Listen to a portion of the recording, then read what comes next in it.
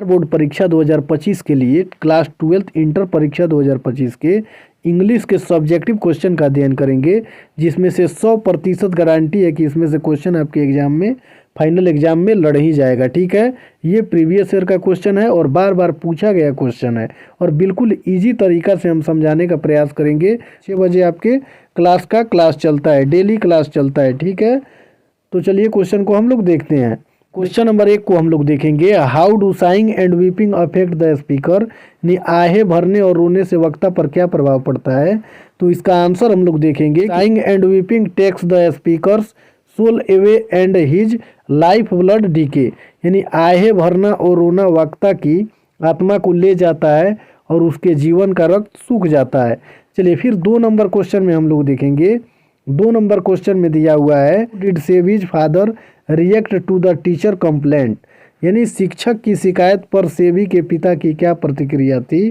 तो इसका आंसर हम लोग देखेंगे कि Sevi's father reacted to the teacher's complaint when he knew, Sevi's father react to the teacher's complaint when he knew Sevi's fault which was reported by Sevi's teacher he become angry at the matter, यानी सेवी के पिता ने शिक्षक की शिकायत का जवाब दिया और उन्हें जैसे ही पता चला कि सेवी की गलती के बारे में शिक्षक ने शिकायत की थी, तो इस बात पर वह गुस्से में आ गए।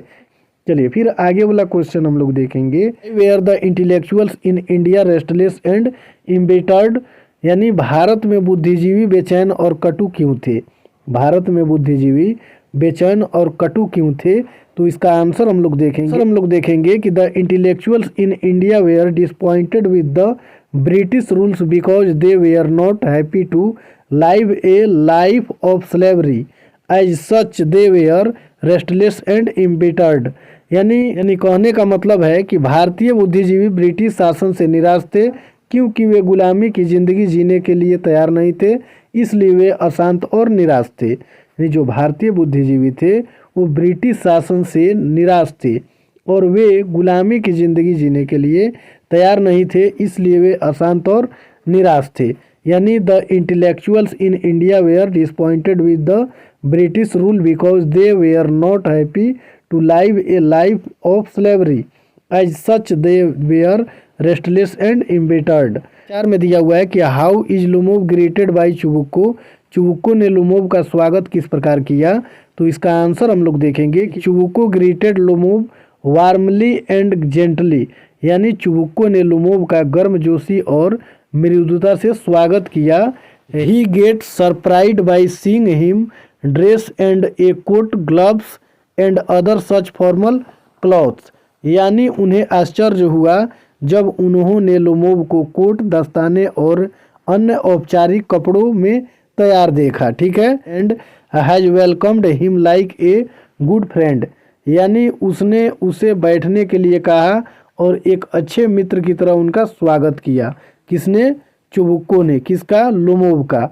लुमोव का चुबुक्को ने गर्मजोशी और मृदुता के साथ स्वागत किया और उन्हें आश्चर्य तब हुआ जब लुमोव को कोट, दस्ताने और अन्य औपचारिक कपड़ों में तैयार देखा और उसे बैठने के लिए कहा और अच्छे। What is the business of education, तो उसका आंसर लिखेंगे कि is a vital sector that plays a crucial role in shaping the minds of future generations.